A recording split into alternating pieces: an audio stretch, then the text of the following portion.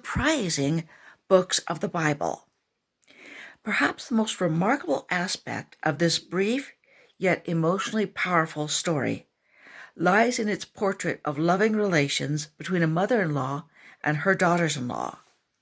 Relations between both fathers-in-law and mothers-in-law and either sons-in-law or daughters-in-law are notorious in folklore, jokes, and yes, everyday experience for being fraught with tension. The particular stereotype of the interfering or nagging mother-in-law may be based on the truth that women who bear babies and have historically done the bulk of the day-to-day raising of children often have a special problem letting go of a child when that child reaches adulthood. Moms can have a kind of rivalry with their sons' wives. In traditional cultures, of which ancient Hebrew society was certainly one, a daughter-in-law is frequently under the authority of her mother-in-law, adding yet another reason for tense, even hostile, relations between them. However, the book of Ruth shows us the polar opposite sort of relationship between a mother-in-law and her daughters-in-law. The book of Ruth tells of a Hebrew family, father Elimelech, mother Naomi, and sons Nahon and Chilion, who sojourn in the country of Moab, where both sons marry, quote, women of Moab, unquote. One of these women is Orpah and the other Ruth. First the father and then both of the sons die, so that only the mother-in-law and daughters-in-law are left. Naomi decides to return to her own country and people.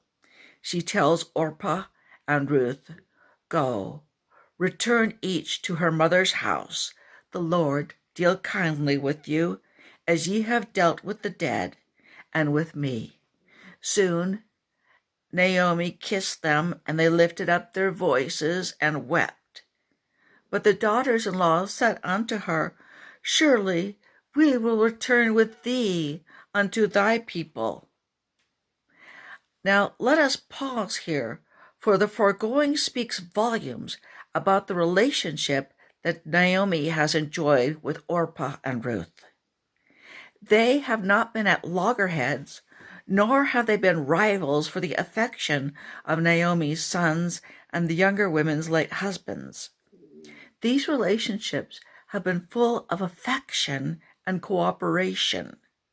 Naomi does not see her daughters-in-law as usurpers, but as those who dealt kindly with both herself and her sons. Orpah and Ruth do not chafe under Naomi's authority, but feel bound to her by ties of tender affection.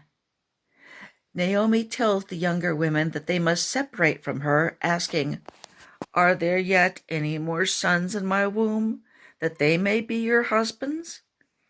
This simple rhetorical question is important because it represents the attitude that this ancient society had to marriage, seeing it as the natural and normal state for members of both sexes.